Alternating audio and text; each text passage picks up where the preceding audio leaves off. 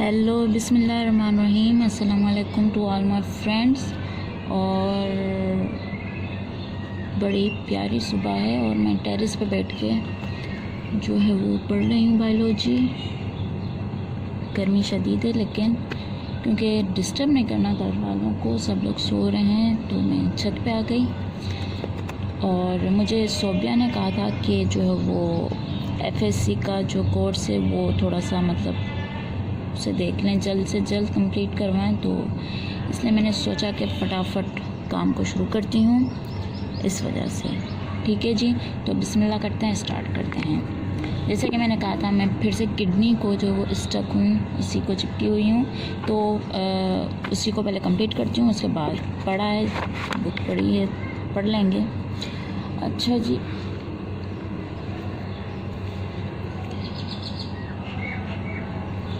सही है। Background music आप सुन सकते हैं, the birds are chirping. Regulatory functions of kidney, ठीक, इसमें आएंगे 4, 1, 2, 3, 4 प्रोसेस इसमें जो है वो आते हैं कि किस तरह से जो किडनी होता है वो फंक्शन करता है। पहले हमने यहाँ पे उसका स्ट्रक्चर पढ़ा किडनी का और उसके बाद नेफ्रॉन का, लेकिन अब जो वो हम इसका फंक्शन पढ़ेंगे। पहला जो इसका है वो है अल्ट्रा फिल्ट्रेशन। अच्छा, पहले जो होगा इसका होगा ultra filtration.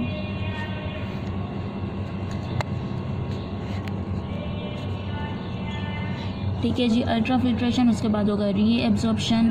After that we have a tubular secretion, और उसके बाद काउंटर करंट एक्सचेंज। 4 प्रोसेस होते हैं। इसके एंड में क्या बनना है? यूरिन बनना है। सिंपल बात ये है कि जो ओके स्टार्ट करते हैं, रीडिंग करते हैं, उसके साथ साथ बातें कवर होती जाएंगी।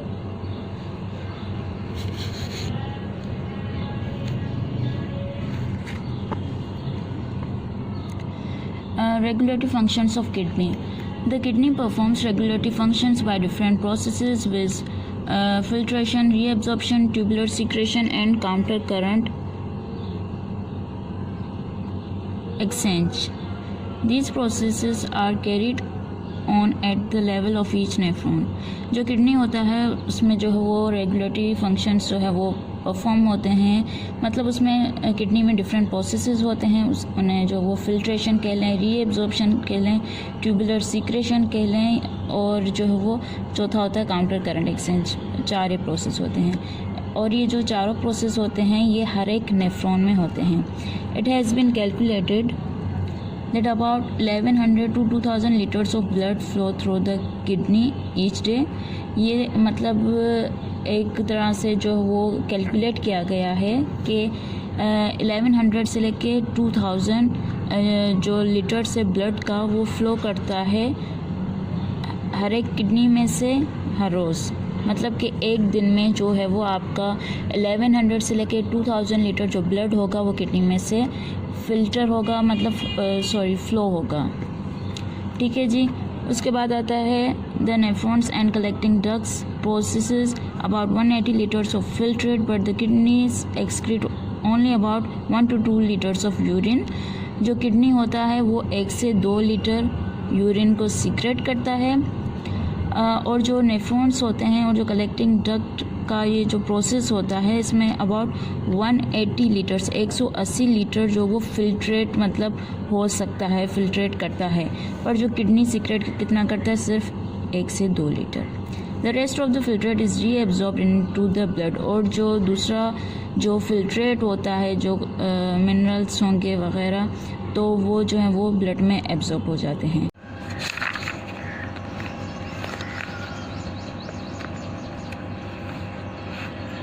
अच्छा, अब देखते हैं जो वो अल्ट्रा फिल्ट्रेशन को। In the first stage non selective ultrafiltration, filtration at molecular level of blood occurs while passing through the glomerulus of the Malpighian body. ये जो है वो अल्ट्रा फिल्ट्रेशन क्या फर्स्ट स्टेज है, और इस फर्स्ट स्टेज में नॉन सिलेक्टिव मतलब कोई भी सिलेक्ट नहीं होगा कि कैल्शियम हो, मैग्नीशियम हो, वो ही आए ट्यूब में। कोई भी आ सकता है। Non selective ultrafiltration at molecular level पे होगी of blood occurs while passing through the glomerulus of the Malpighian body. जब ये जो ब्लड होगा ये पास कर रहा होगा माल्फिजन बॉडी की ग्लोमेरुलस में से, तो उस टाइम जो है वो नॉन सेलेक्टिव फिल्ट्रेशन हो जाती है। 2 factors are responsible for this ultra filtration के लिए 2 वजूहात जो है वो हैं इस अल्ट्रा फिल्ट्रेशन के लिए। Both the capillary walls of glomerulus and the walls of Bowman's capsule are sieve like in nature. जो दोनों जो कैपिलरी वॉल्स होती हैं ग्लोमेरुलस की और बोमेन्स कैप्सूल की, वो छन्नी जैसी होती हैं। सीव लाइक मतलब छन्नी जैसी होती हैं नेचर में। Which permit all the molecules except plasma proteins and blood cells to pass through them, जो कि सबको परमिट करती हैं सारे मॉलिक्यूल्स को सिवाय प्लाज्मा प्रोटीन्स के और ब्लड सेल्स के, जो कि उनसे पास हो सकें। मतलब इसमें जो है वो अल्ट्रा फिल्ट्रेशन में यहाँ पे देखने के जो when blood start passing from here, तो यहाँ पे जो बोमेन्स कैप्सूल है और ये वाला गोल और इसके अंदर ग्लोमेरुलस हैं, तो यहाँ पे कैपिलरीज होती हैं वो सीव लाइक इन नेचर में होती हैं, छन्नी जैसी होती हैं। तो वो मतलब कि किसको जो वो मॉलिक्यूल्स इसमें से पास हो सकते हैं और मॉलिक्यूल्स पास हो सकते हैं, लेकिन जो प्लाज्मा प्रोटीन है और जो ब्लड सेल्स होंगे उनको पास होने नहीं दिया जाएगा। क्यों? क्योंकि इसकी जो कैपिलरी वाल्स हैं वो सीव लाइक इन नेचर में है। Which permit all the molecules except plasma proteins and blood cells to pass through them. तो क्योंकि अगर हम सोचें कॉमन सी बात है, जो प्लाज्मा प्रोटीन्स होते हैं और जो ब्लड सेल्स होते हैं वो हमारे काम की चीज़ें हैं। तो यहाँ पे बोमेन्स कैप्सूल और ग्लोमेरुलस ने ये सोचा कि जो काम के जो बनते हैं प्रोटीन्स और ब्लड सेल, इनको जो है वो वापस बॉडी की तरफ भेजते हैं, तो ये जो है वो वापस बॉडी की तरफ चले गए। सही।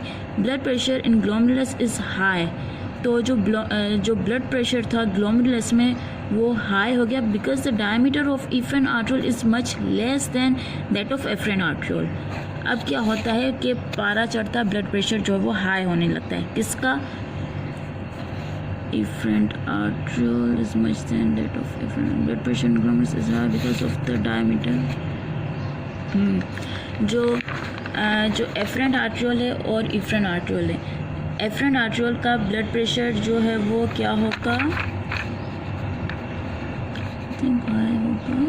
Blood pressure in glomerulus is high because the diameter of efferent arteriole is much less than that of efferent arteriole। सही। ये क्या है कि जो efferent arteriole है ना, उनका जो ब्लड प्रेशर है वो ज़्यादा होगा efferent arteriole से, क्योंकि जो efferent arteriole है उसका डायमीटर बड़ा है।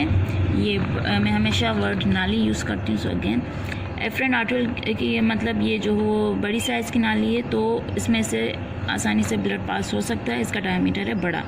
इफ्रेंट आर्ट्रियोल ये छोटी है, पतली है, तो इस वजह से छोटी पतली सी नाली है, तो इसका जो ब्लड प्रेशर होता है वो इंक्रीज़ हो जाएगा। सही है बात?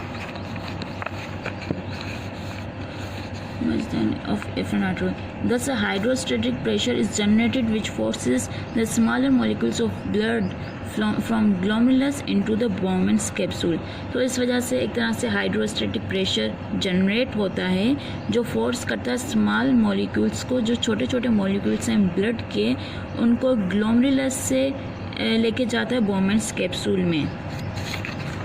मतलब ये सारा काम यहाँ पे हो रहा है। तो जो हाइड्रोस्टेटिक प्रेशर जनरेट हुआ उसने जो है वो कौन सी चीज़ जो स्मॉल मॉलिक्यूल्स हैं उनको ग्लोमेरुलस से बोमेन्स कैप्सूल की तरफ थोड़ा सा शिफ्ट करना स्टार्ट किया। अल्ट्रा फिल्ट्रेशन का कॉन्सेप्ट आपको ये समझ में आ गया होगा कि अल्ट्रा फिल्ट्रेशन ये होती है कि कोई भी मॉलिक्यूल्स आ जाते हैं। सही है, मॉलिक्यूल्स आ जाते हैं, लेकिन जो वो छन्नी होती है बोमेन्स कैप्सूल में और इसके अलावा जो है वो ग्लोमेरुलस में, इनों में छन्नी होती है, तो ये जो वो दो चीज़ों को अंदर नहीं आने देते।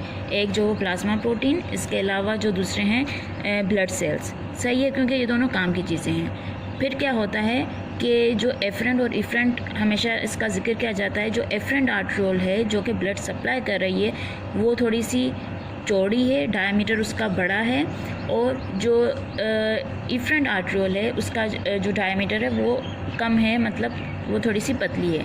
तो इसी वजह से हाइड्रोस्टैटिक प्रेशर जनरेट होता है, जो क्या करता है कि जो मॉलिक्यूल्स होते हैं ग्लोमेरुलस से, उनको बोमेंस कैप्सूल की तरफ फोर्स करता है, उनकी तरफ मूव करवाता है, यहाँ से ग्लोमेरुलस से बोमेंस कैप्सूल में शिफ्ट करवाता है।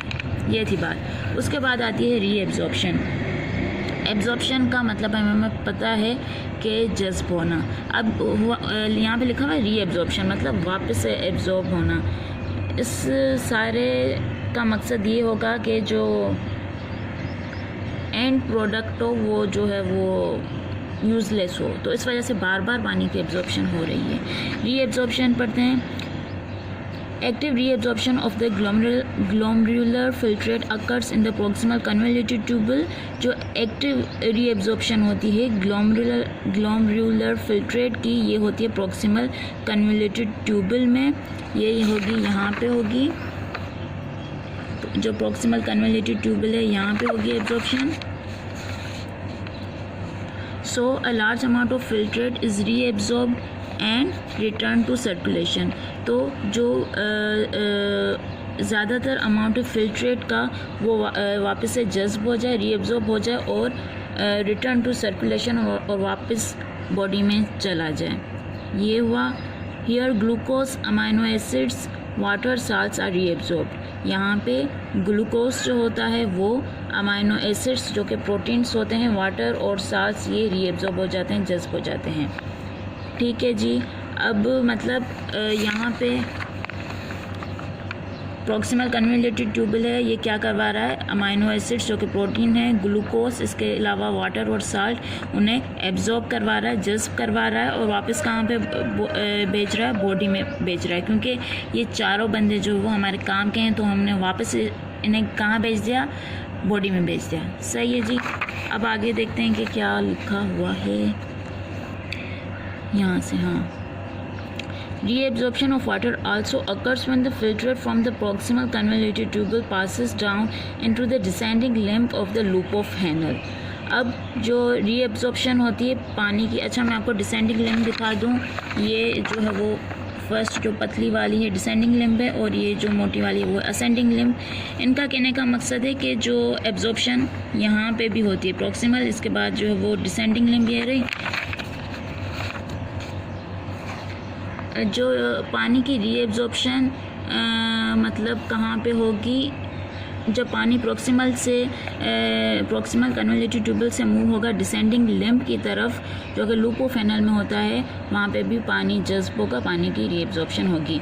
It is permeable to water, ये पानी को जज्ब करता है। It is permeable to water and sodium but almost impermeable to any solute. ये पानी और सोडियम को जो है वो अलो करता है, लेकिन किसी और सोल्यूट को अलो नहीं करता। कौन? Descending limb. Unlike the descending limb, the opposite limb is permeable to water. इसके अपोजिट मतलब डिसेंडिंग लिम्ब के अपोजिट जो असेंडिंग लिम्ब होता है, ये इम्परमेबल टू वाटर, मतलब कि ये पानी को एब्जॉर्ब नहीं करता। डिसेंडिंग लिम्ब क्या करता है, वाटर को एब्जॉर्ब करता है, वाटर को एब्जॉर्ब ये करता है, और ये वाटर को एब्जॉर्ब नहीं करता। इतनी सी बात थी। आगे चलते हैं भाई।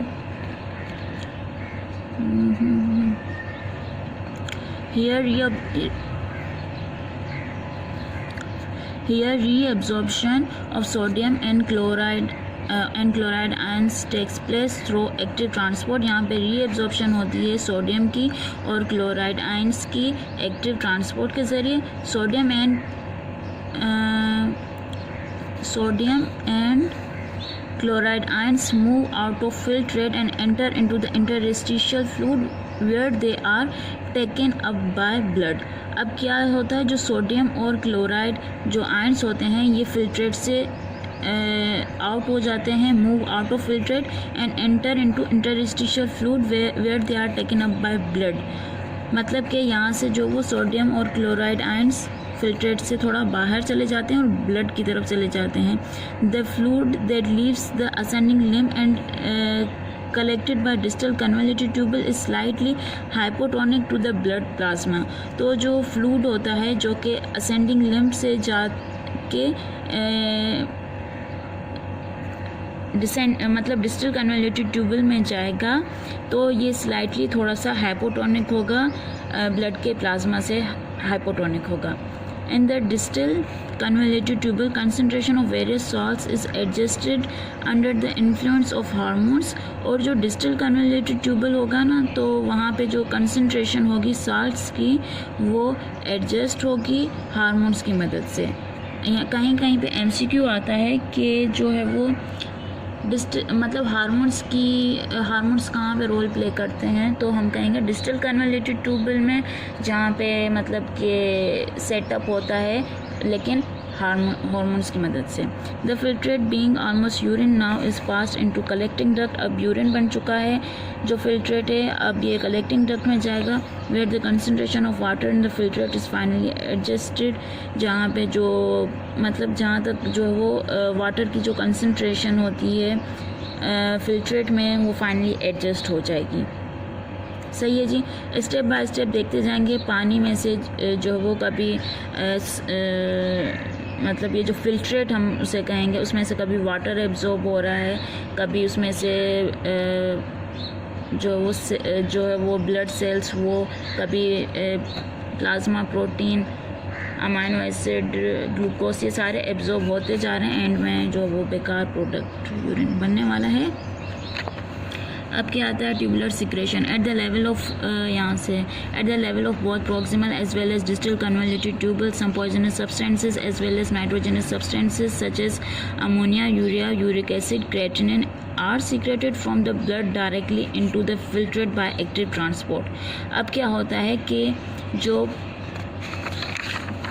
प्रॉक्सिमल और यहाँ से आप देख लो, ये है प्रॉक्सिमल और डिस्टल, प्रॉक्सिमल और कन्वोल्यूटेड ट्यूबल, इन दोनों में से जो है वो एक्टिव ट्रांसपोर्ट के ज़रिए जो कुछ पॉइजनस सब्सटेंसेस होते हैं और इसके अलावा जो नाइट्रोजनस सब्सटेंसेस होते हैं जैसे कि अमोनिया, यूरिया, यूरिक एसिड और क्रेटिनिन, जो कि ब्लड से निकलेंगे और डायरेक्टली जो है वो फिल्ट्रेट में चले जाएंगे एक्टिव ट्रांसपोर्ट में के ज़रिए। यहाँ से मतलब आप ये समझ लो कि इस सारे एरिया में है ब्लड, और यहाँ पे इसमें ब्लड है सारा, ये प्रॉक्सिमल है और डिस्टल कन्वोल्यूटेड ट्यूबल है। क्या होगा, जो बेकार मादे होंगे वो खून में से इस फिल्ट्रेट में चले जाएंगे, जैसे कि अमोनिया हो गया जो कि फ़िश एक्सक्रीट करती है, अमोनिया हो गया, यूरिया हो गया, यूरिक एसिड बर्ड्स जो है वो एक्सक्रीट करते हैं। तो वो जो जहरीले मादे होंगे वो खून से इस फिल्ट्रेट में चले जाएंगे ताकि जिस्म से निकल जाए। सही है जी। अब यहाँ पे ये आप मत समझो कि जो ब्लड एक्सक्रीट होगा यूरिन में, मैंने ये नहीं कहा। यहाँ पे अमोनिया, यूरिया, यूरिक एसिड ये होगा। सही है, क्रेटिनिन भी। और ये काम होगा एक्टिव ट्रांसपोर्ट के ज़रिए। एक्टिव ट्रांसपोर्ट और पैसिव ट्रांसपोर्ट का कॉन्सेप्ट ये होता है कि एक्टिव ट्रांसपोर्ट में एनर्जी जो है वो लगती है, पैसिव ट्रांसपोर्ट में एनर्जी नहीं लगती। फॉर एग्ज़ाम्पल, अगर आप सीढ़ी जो स्टेयर्स होती हैं, सीढ़ी के नीचे खड़े हो और आपको ऊपर चढ़ना है, ठीक है, तो आपको जो है वो थोड़ी सी ज़्यादा एनर्जी लगानी पड़ेगी ऊपर, मतलब स्टेप चढ़ने में। तो वो हो गई एक्टिव ट्रांसपोर्ट, क्योंकि उसमें आपकी एनर्जी यूटिलाइज हो रही है। अगर आप सीढ़ी से ऊपर से नीचे उतर रहे हो तो एनर्जी थोड़ी सी कम लग रही है, तो वो पैसिव ट्रांसपोर्ट है। पैसिव ट्रांसपोर्ट में एनर्जी नहीं लगती, जबकि एक्टिव ट्रांसपोर्ट में जो वो एनर्जी लगती है। ये आपको एक तरह का आइडिया दे दिया, ये आपको मतलब काम आ सकता है कि कहीं भी एक्टिव ट्रांसपोर्ट और पैसिव ट्रांसपोर्ट का कॉन्सेप्ट क्या है। यहाँ पे कहने का मकसद ये था कि एक्टिव ट्रांसपोर्ट मतलब एनर्जी यूज़ करते हुए ये जो जो ammonia, urea, uric acid, creatinine मतलब कि एनर्जी यूज़ होगी और उसके बाद जो वो ये प्रॉक्सिमल और डिस्टल कन्वोल्यूटेड ट्यूबल के अंदर घुसेंगे, आएंगे, अपनी एनर्जी को यूज़ करते हुए भी आएंगे। Nitrogenous waste added in this way are actually those molecules which escape the filtration in the glomeruli। अब ये जो नाइट्रोजनस वेस्ट हैं ये इस तरीके से मतलब आ जाएंगे इसमें, जो कि शुरू में विच escaped the filtration in glomeruli, जो ग्लोमेरुलाई से कहीं से जो वो अगर मतलब थोड़े से बाहर निकल जाएं, escape हो जाएं, तो वो फिर से यहाँ पे एब्जॉर्ब मतलब यहाँ पे आ जाते हैं। अगर यहाँ से मतलब भाग गए थे ना तो फिर से वापस ब्लड ने पकड़ के इनको प्रॉक्सिमल और डिस्टल में डाल दिया। ये हो गई।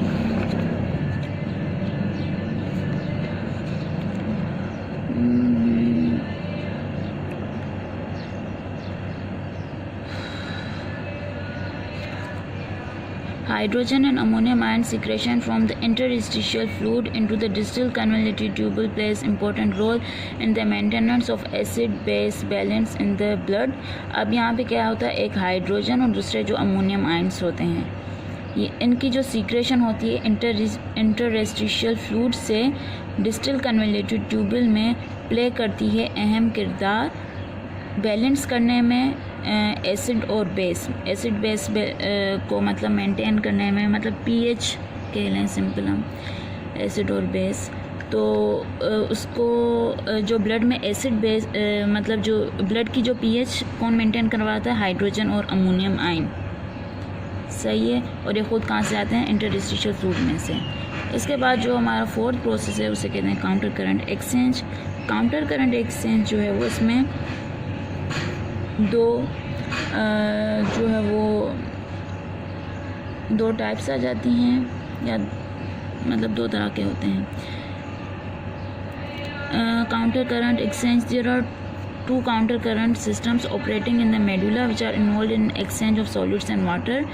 जो वो दो काउंटर करंट सिस्टम्स होते हैं जो कि ऑपरेट करते हैं मेडुला में, which are involve in the exchange of solutes and water, जो कि काम करते हैं सॉल्यूट और वाटर को एक्सचेंज करने में। मतलब कि हम ये समझें काउंटर करंट सिस्टम क्या होता है, ये दो तरह के होते हैं और ये कहाँ होंगे, मेडुला में होंगे। मेडुला कहाँ है हमारा, यहाँ पे कौन काम कर रहा है, काउंटर करंट सिस्टम जो वो काम कर रहा है, और वो दो तरह के होते हैं। अब देखते हैं, one of the counter current is termed as counter current multiplier in the loop of Henle.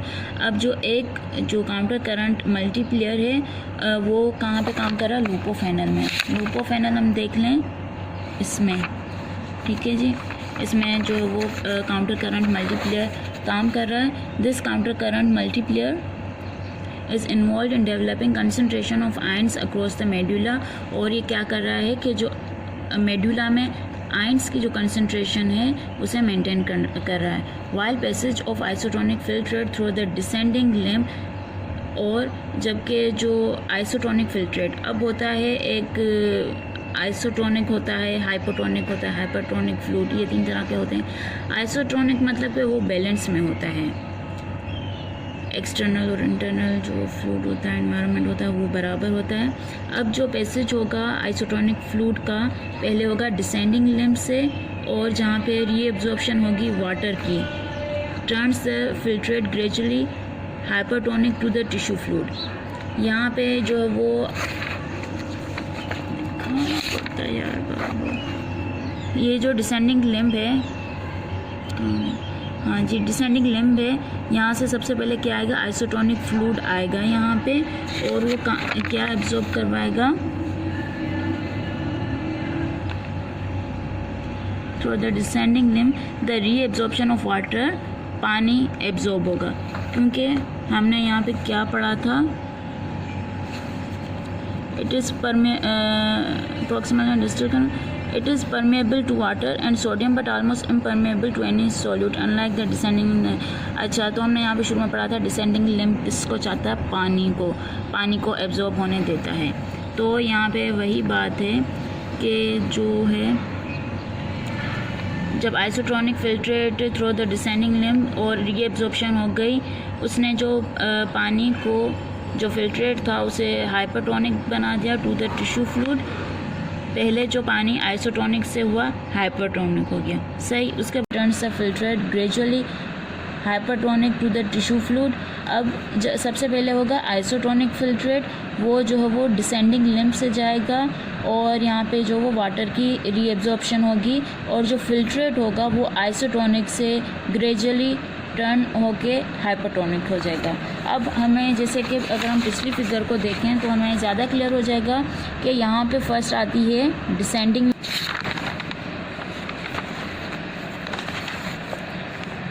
अच्छा, वाइल द पैसेज। अब जो डिसेंडिंग लिम्ब होगा वो जो वो वाटर को एब्जॉर्ब करेगा, तो जो फिल्ट्रेट है उसकी मतलब कि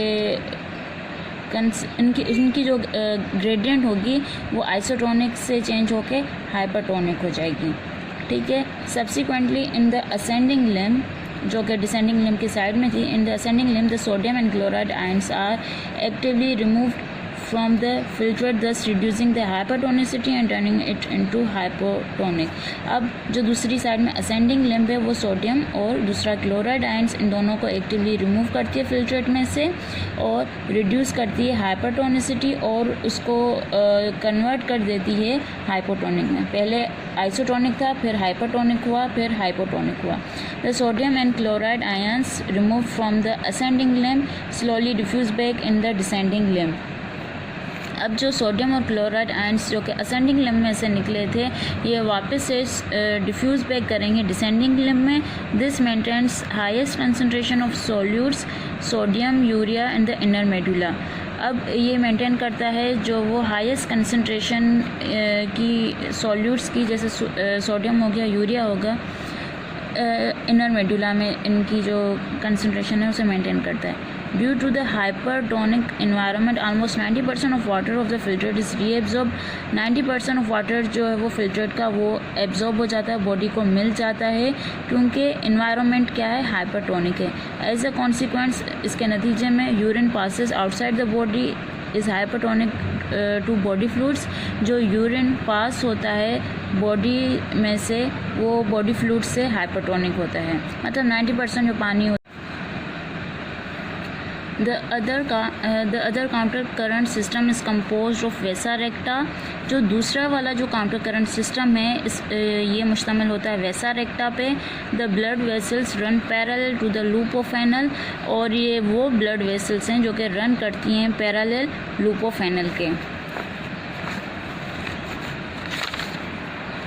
अब यहाँ पे हम देखें कि ये जो ब्लैक वाली जो है ना, इन्हें कहते हैं वेसा रेक्टा। अब जो दूसरा काउंटर करंट सिस्टम है वो इस वेसा रेक्टा पे डिपेंड करता है। जो फर्स्ट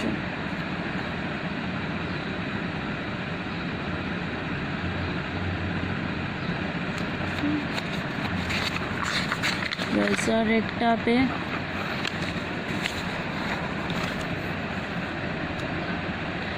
अच्छा जी, the blood vessels that run parallel to the loop of anal, only about 1% of the blood that flows through the kidney passes through the vesa recta at a very slower speed। इसमें जो सिर्फ जो blood vessels होती हैं जो कि parallel होती हैं लूप ऑफ एनल के, जो कि मैंने आपको दिखा दिया, सिर्फ जो 1% जो ब्लड होता है वो पास होता है किडनी से,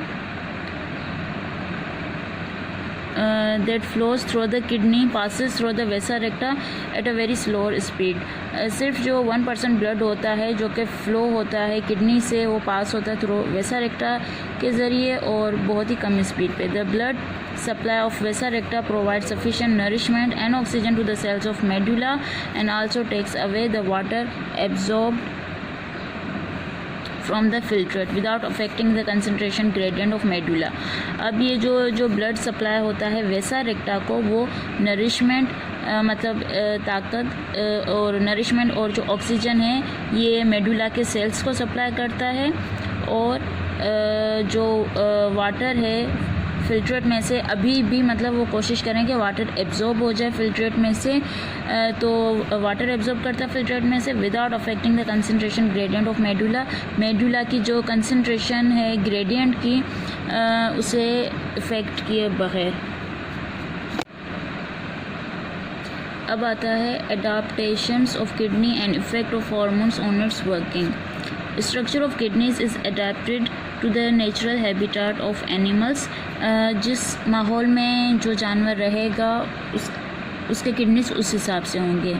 जैसे कोई डेजर्ट में रह रहा है तो उसके मतलब उस हिसाब से किडनीज होंगे। जैसे हम यहाँ पे ज़मीन पे रह रहे हैं तो हमारे डिफरेंट होते हैं, तो मतलब वेरी करते हैं। For example mammals that must conserve water do so by passing more concentrated urine. कुछ जो मैमल्स हैं मिसाल के तौर पर ये कंजर्व करते हैं वाटर को और ज़्यादा कंसनट्रेटेड यूरिन मतलब ज़्यादा कंसनट्रेटेड मतलब गाढ़ा जो वो कंसनट्रेटेड यूरिन सीक्रेट करते हैं। The degree of concentration of urine is determined by the length of the loop of anal. अब जो ये जो लूप ऑफ एनल होता है जो मतलब कि यूरिन कितना कंसनट्रेटेड कितना गाढ़ा होना चाहिए ये बात डिपेंड करती है length of the loop of Henle पे, जो कि यू शेप का था। जनरली लॉन्गर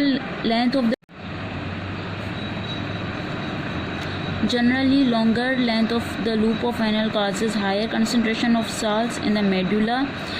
जो अगर मतलब कि लूप ऑफ एनल की लेंथ ज़्यादा होती है, लंबा होता है, तो ये क्या करता है जो साल्ट्स की कंसंट्रेशन को मतलब बढ़ा देता है, मतलब ज़्यादा हो जाती है साल्ट्स की कंसंट्रेशन इन द मेडुला में which ultimately related to higher rate of exosmosis of water, जिसके नतीजे में जो है वो ज़्यादा एक्सोस्मोसिस होता है वाटर का from the collecting duct thereby more concentrated the urine, जिसके नतीजे में जो यूरिन होता है वो ज़्यादा कंसनट्रेटेड होता है। अब क्या आता है कि जो नेफ्रॉन्स होते हैं वो दो तरह के होते हैं। एक का नाम है जक्स्टा मेडुलरली नेफ्रॉन, दूसरा होता है कॉर्टिकल नेफ्रॉन। कॉर्टिकल नेफ्रॉन छोटा होता है, जक्स्टा मेडुलरली नेफ्रॉन यहाँ तक मतलब उसकी ज़्यादा लेंथ होती है। अब ये कॉर्टेक्स में है, ये मेडुला में है। आगे देखें। This is supported by the presence of two types of nephrons, cortical nephron and juxtamedullary nephron in the kidney। दोनों nephrons मैंने आपको बता दिया।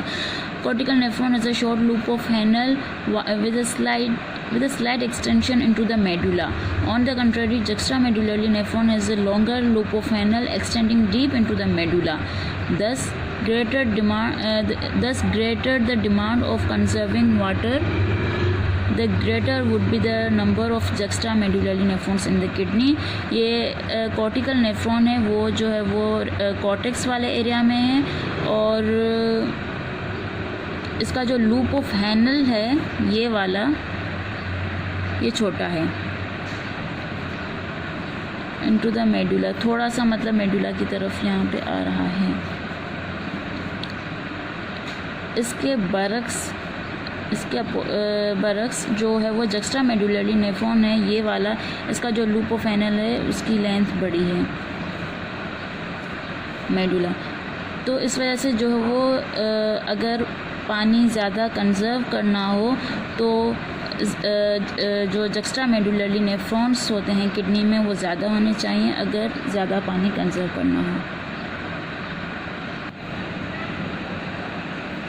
अच्छा जी, अब आता है effects of hormone on the working of kidney. Hormones कैसे वर्क करते हैं मैंने आपको पहले बताया था थोड़ा सा एड्रेनल ग्लैंड के बारे में जो कि किडनी के ऊपर होता है।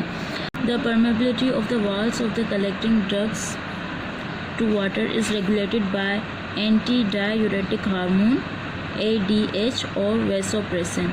जो कलेक्टिंग डक्ट जो है वो ये इसकी जो वॉल्स होती हैं ये रेगुलेट होती हैं इस हार्मोन से।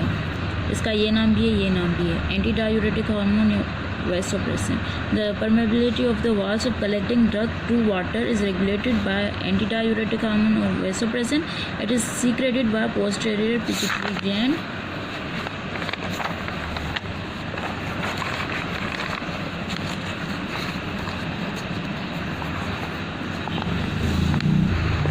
posterior pituitary gland in response to increased osmotic pressure of the blood, dehydration condition. Due to the presence of ADH, the reabsorption of water in collecting duct is increased. होता ये कि जब body में dehydration वाली ADH का मैं function आपको बता दूं कि जब बॉडी में जो है वो पानी की कमी हो जाती है तो ADH सीक्रेट होगा, एंटी डायूरेटिक हार्मोन जिसे वैसोप्रेसिन भी कहा जाता है। जब वो सीक्रेट हो जाएगा तो वो जो वो पानी की रीएब्जॉर्प्शन करवाएगा कलेक्टिंग डक्ट में। ये हो गई बात। इसके अलावा जो दूसरा होता है हार्मोन जो कि मैंने आपको बताया था एड्रेनल ग्लैंड होता है, तो उसका जो एक एड्रेनल कॉर्टेक्स, एड्रेनल मेडुला, ये उसके पार्ट्स होते हैं। तो एड्रेनल कॉर्टेक्स होगा वो जो है वो सोडियम आयंस की सिक्रेशन करवाएगा, मतलब कि एल्डोस्टेरोन उसमें होगा हार्मोन।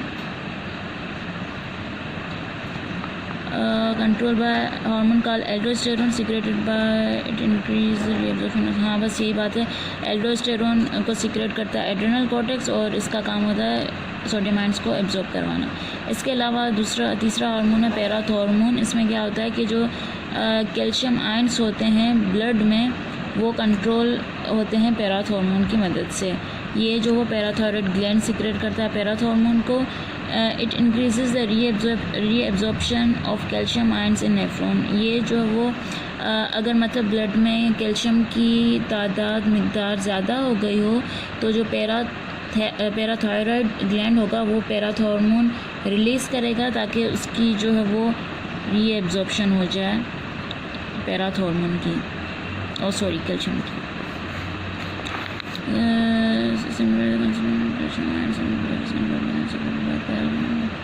सही। Composition of urine variation in the composition of it significant. अब यूरिन में क्या क्या होता है, वाटर 95% होता है और जो है वो प्रोटीन वगैरह सब 0 क्रेटिनिन 0.3 और अमोनिया इतना होता है। pH कितनी होती है, 5 होती है, तो मतलब 7 से कम है तो ये मतलब एसिडिक नेचर हुई। अच्छा जी, composition of urine and variation in the composition and significant. It has been estimated that the urine contents about 95% water and 5% solids. 95% पानी होता है, 5% सॉलिड्स होते हैं। The average values of various substances per 100 cubic centimetre are summarised in the table. ये table में बताया गया। The analysis composition of urine sample is an important medical procedure in diagnosis of various metabolic disorders, infections, pregnancy and kidney diseases. For example, when glucose appears in urine, it may be a symptom of diabetes. क्या होता है कि kidney के से मतलब जो urine का जो सैंपल होता है उसके ज़रिए एक प्रेगनेंसी का पता चलता है, किडनी की कोई डिजीज़ हो वो पता चलता है, मेटाबॉलिक डिसऑर्डर हो उसके बारे में पता चलता है, और मेडिकल प्रोसीजर्स वगैरह के बारे में। क्योंकि मतलब सिंपल सी बात है, अगर किसी के यूरिन में ग्लूकोज लैब गया, यूरिन का जो वो बॉटल में चेकअप करवाया तो लैब की मतलब वो रिज़ल्ट आई लेबॉर्ट्री की और उसमें यूरिन में ग्लूकोज पाया जा रहा है, तो इसका मतलब है कि उस आदमी को जो वो डायबिटीज़ है। तो डायबिटीज़ 1 हो सकती है, 2 या क्या, पर ये मतलब पॉसिबल होता है। अब क्या है, kidney as osmoregulatory and excretory organ. Kidneys play vital role in osmoregulation as well as excretion of nitrogenous waste. ये ऑस्मो रेगुलेशन में और एक्सक्रीशन में नाइट्रोजनस वेस्ट की दोनों में जो वो अहम रोल प्ले करता है। Its osmoregulatory role is regulated by ADH released from posterior pituitary gland under dehydration condition। इसका जो है वो जब डिहाइड्रेशन कंडीशन होती है, पानी की कमी होती है, तब जो वो ADH रिलीज़ होता है, ये इसका हो गया osmoregulatory role. The reabsorption of water in kidney increases under the influence of ADH। और बस ये पानी की जो एब्जॉर्प्शन होती है ये ADH की वजह से होती है। The excretory role of kidney has been discussed earlier। और जो एक्सक्रेटरी रोल होता है किडनी का, ये हम पहले जो वो डिस्कस कर चुके हैं। इसके बाद इसकी जो है वो आती हैं कुछ डिजीज़ आ जाती हैं किडनी में, stone, lithotripsy, renal failure, dialysis वगैरह ये आ जाते हैं। तो ये हमारी पढ़ाई हो गई। सो ओके, अल्लाह हाफिज़।